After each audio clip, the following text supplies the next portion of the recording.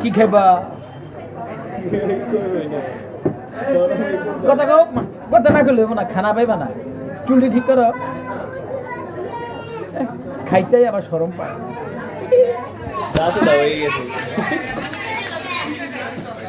কি খাইবা কও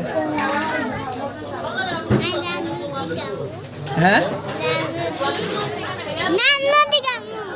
আর কি চিকেন আচ্ছা আপনি কি খাবেন